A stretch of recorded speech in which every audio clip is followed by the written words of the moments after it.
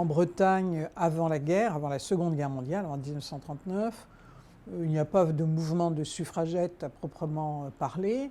On va avoir des femmes militantes dans des syndicats, voire dans des partis politiques. Et là, je pense au Parti communiste, où là, oui, qui vont effectivement être militantes, qui vont agir dans la vie économique et sociale. Et là, on peut penser évidemment aux femmes des conserveries de Douarnenez, hein, les Pensardines. Les plus grands combats ont eu lieu au début du XXe siècle et puis après la Première Guerre mondiale, ici à Douarnenez notamment, à partir de novembre 1924 et jusqu'en janvier 1925. Les femmes ont mené un combat difficile, mais elles ont été les premières, elles étaient en première ligne, on va dire. Et dès cette époque-là, on trouve une figure locale ici qui s'appelle Joséphine Pencalet, qui est mis en avant par Daniel Leflanchec, qui est le maire communiste de Douarnenez, et Daniel Leflanchec lui propose de faire partie du conseil municipal de Douarnenez.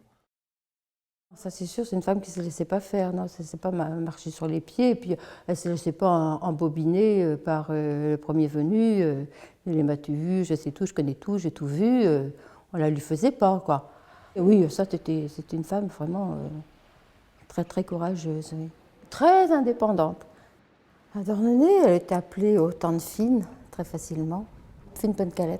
Pourtant, c'était Madame Leray. Hein. Elle avait dans sa cheminée, ou au bord de sa cheminée, là je ne saurais pas exactement dire, les 3 petits singes de la sagesse. Les hommes peuvent voter depuis 1848, mais pour les femmes, ce n'est pas le cas. Les femmes sont exclues de la citoyenneté politique.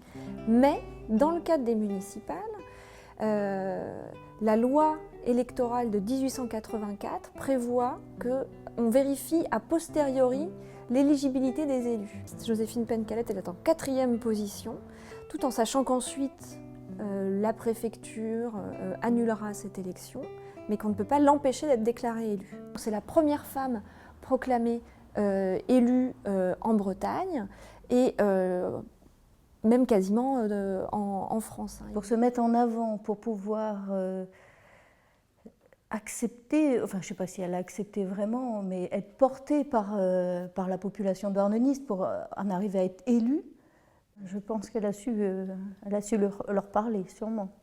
Joséphine Pencalet, c'est en quelque sorte une pionnière, qui ne se voulait certainement pas pionnière, qui était quelqu'un d'assez modeste, hein, qui ne souhaitait pas être mise en avant à titre personnel, mais c'est un symbole. C'est le symbole d'une femme qui s'engage en politique, qui est ouvrière d'un petit port de la Bretagne, qui a connu l'exode rural à Paris, qui est devenue domestique pour pouvoir survivre, qui a connu des difficultés économiques importantes et qui s'est battue toute sa vie pour ce qu'elle appelait la dignité des êtres humains et des femmes.